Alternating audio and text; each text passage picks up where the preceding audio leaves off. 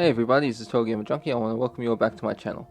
So before I start this video, I want to give a shout out to one of my commenters, Griffy, who, this is actually yesterday, left me a comment saying that the YouTuber Cuckoo on Games made a Life is Strange video about Chloe, and we had very similar, a similar take on Chloe's role and how she could possibly be in double exposure. And I went and saw his video, and I gotta be honest, it really puts mine to shame, so I recommend you check it out. I'm going to leave a link in the description below, and I hope you all enjoy it as much as I enjoyed it. So yesterday I was just scrolling around trying to find anything related to double exposure, and I came across a post from YouTuber Player One vs. the World, who put this post out that apparently Earth is set to temporarily obtain another moon on September 29th. The asteroid known as a mini-moon is expected to make a single orbit around Earth ending on November 25th. And he put up the picture of Life is Strange 1 in double exposure and how there's 4 moons. And when I saw the first Life is Strange for 2 moons, I thought to myself, wait a minute, double exposure has 3 moons.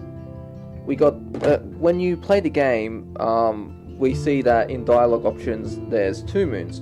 The blue one is for the timeline where Sophie is dead, and the red one is the timeline where Sophie's alive. But when Sophie died, the moon we see at the end of the 18-minute gameplay footage, the moon was white. So what gives?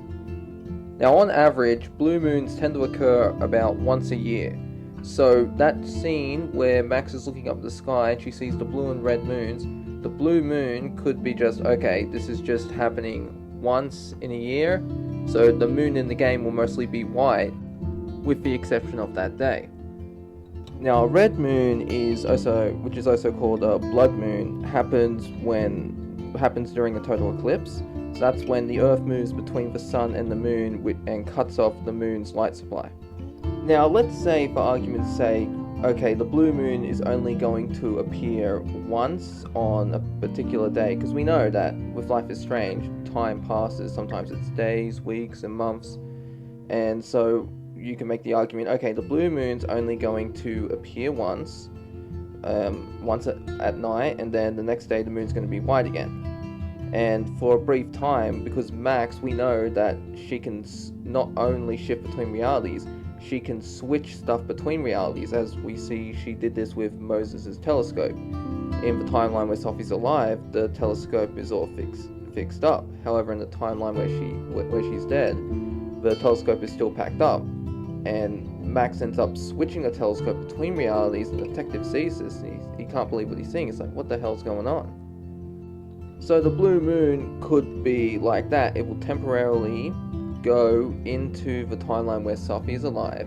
or vice versa, the red moon goes into the timeline where Sophie's dead, and it's seen there for a brief period and then disappears back to its own timeline. But what if it's not that simple? What if the two timelines that Max is shifting between aren't her own? Similar in the comics when Max is shifting between different realities that aren't her own. What if the result, when she opened a timeline, create a new timeline, because we see in that Powers Unleashed trailer, Max does create another timeline, but it's completely different to what she did when she created the timeline where Sophie's alive. So we know that it's been a few days after Sophie's death, and Max begins hearing Sophie's voice. She then starts seeing her, and she then uses her new powers to create a new timeline. And that's the timeline where Sophie's alive. But the Powers Unleashed trailer shows something different.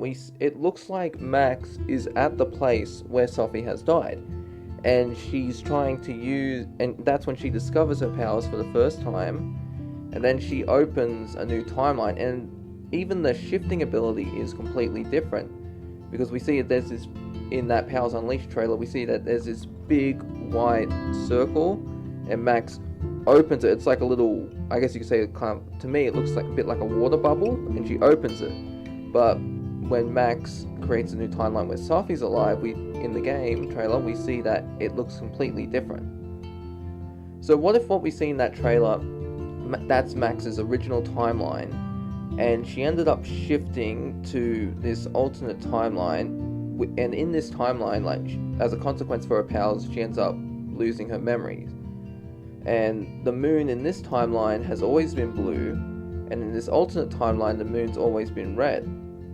They're kind of like if you ever play Bioshock Infinite, where Booker goes to different timelines and his memories start becoming jumbled up with different memories. So maybe something like that could happen. I doubt it. This is a bit of a stretch, but it could explain why, if the moon will always be blue in one timeline and always red in another timeline, why there's no white moon, because neither of these timelines belong to Max.